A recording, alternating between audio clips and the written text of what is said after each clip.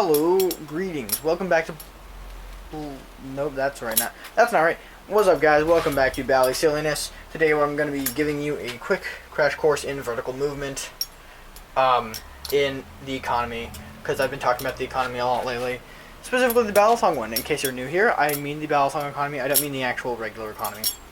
Ooh. I cannot flip and talk.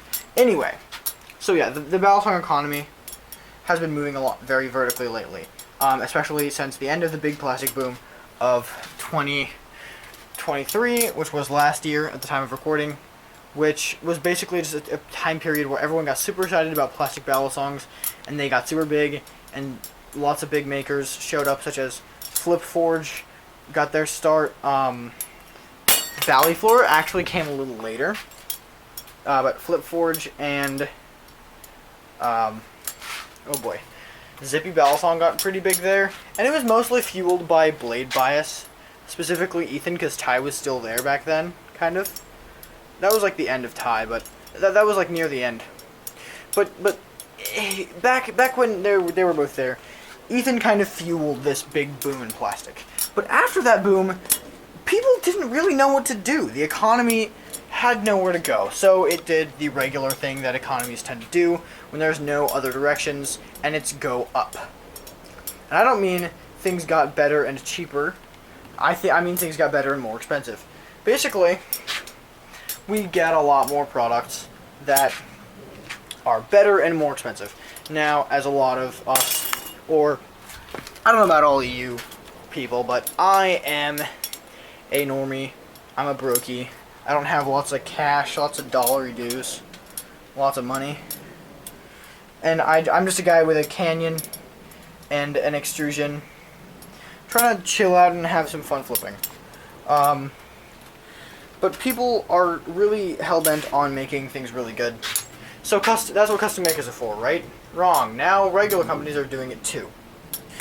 For example, since that whole boom, Squid Industries has released 2 new products, both of them insanely expensive, and one Squiddy redesign, which is going to be pretty much Squiddy B, but with funny colors, which, you know, I do love Will Hirsch, and I love his color scheme.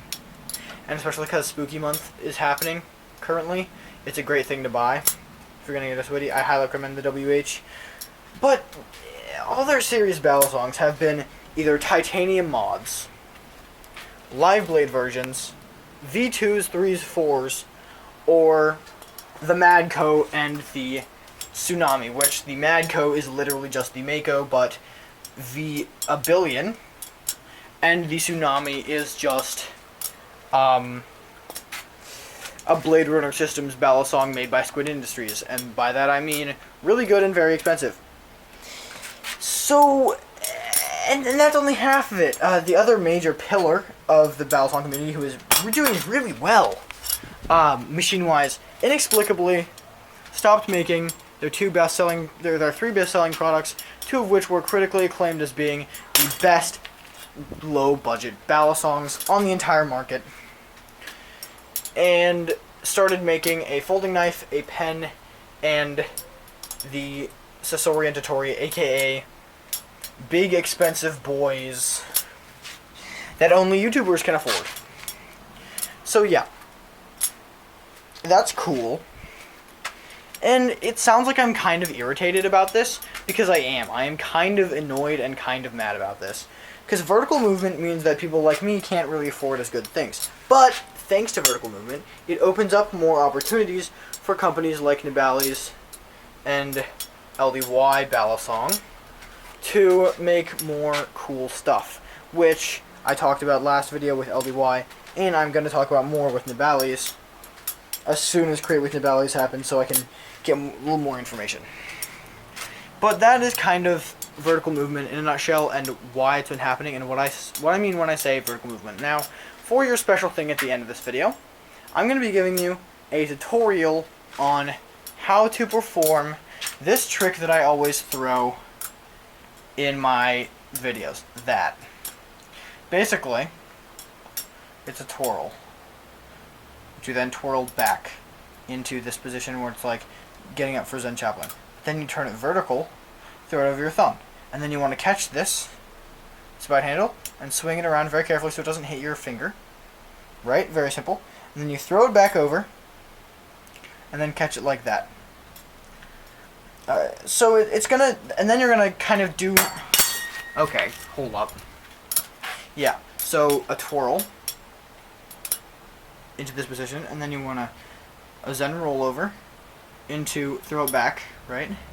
And then you're gonna kind of switch your grip from here and here to the middle finger and the ring finger, and then you're gonna kind of twirl it up into this position with the pointer and in middle finger around the blade, and then you're gonna throw it over your pointer finger.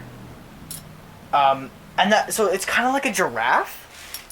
So again, just to recap, it's a twirl into a Zen rollover Y2K into a reverse thumb roll kind of thing into kind of like a twirl into over the